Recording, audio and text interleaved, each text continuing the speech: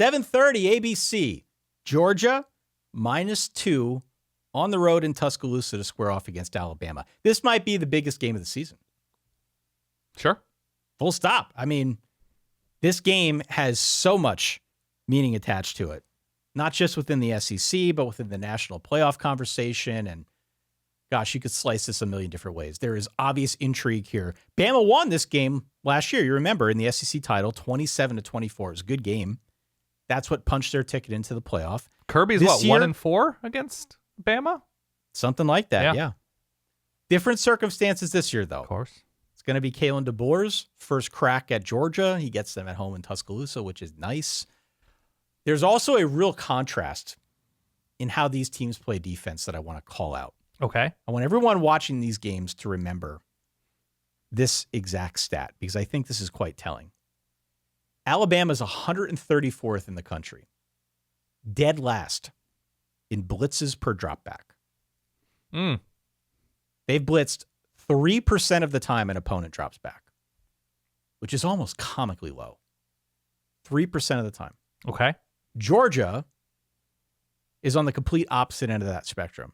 They're blitzing close to 40% of the time when a team drops back. Now, that could easily change this game, right? Teams break their tendencies all the time when they play up against a different opponent. Yeah. Nothing new in that regard, but it's, I think, unlikely that it's going to drastically change and suddenly Bama's doing it 40% of the time, right? Mm-hmm. So if those tendencies hold, I've been trying to think through what does that mean. I think it means that Jalen Milroe is going to be under pressure because Georgia is also first in pressure rate. So they're very good at generating pressure on opposing quarterbacks. I think that disrupts what Alabama wants to do, which is stretch the field. Probably means a lot of quick stuff to the outside, maybe some jet sweeps and touch passes and stuff that moves the pocket or Jalen Milroe around. Right. Stuff that can manufacture shots down the field because, again, I think that is what they want to do. That's how they want to attack Georgia. What they do with those shots is ultimately what I think is the difference in this game. But I'm curious to see how they handle that Georgia pressure and if, in fact, they are trying to do quick stuff that gets them to the outside. Yeah. Meanwhile, on the flip side of that exact same discussion, I hate the idea of not pressuring Carson Beck. I hate the idea of giving him time to pick you apart. Bama's going to have to blitz more than 3% of the dropbacks if they want to have a chance in this game. Yeah. Because Carson Beck is just way too good. He will take advantage of that. And this is where I trust Georgia more. I trust that Carson Beck is not going to make the big mistake. I trust that they're going to be able to actually set up the run with the pass, which is kind of opposite of what we normally say. Right. But I think that's the methodology here, if you're Kirby Smart. I've got this as 27-21 Georgia.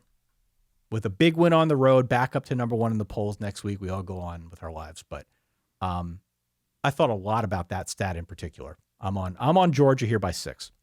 Yeah, I wonder about Bama up front as well. Not the blitzing or lack thereof. I wonder what their run defense looks like against Trevor Etienne and Nate Frazier. Georgia's offensive line, I think, by and large, has been very good this year.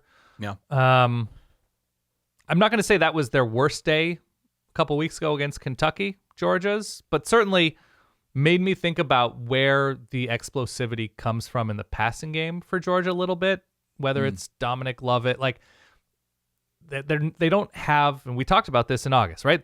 They don't have Brock Bowers. They don't have Ladd McConkey. And for whatever those guys did, it was also the threat of those guys that opened up elsewhere. And so that's a broader question. But on the road, I'd like to have that silencer if I'm Georgia. I'd like to have that guy on 3rd and 8 where it's like, let's do something fun with him. And it's not, after watching that Kentucky game, it's not obvious who that person is in this moment. That's what gives me pause about Georgia, because how deep they are on defense with what the secondary has looked like they will find somebody to do a good, if not great job against Ryan Williams, who will probably have a long consequential catch.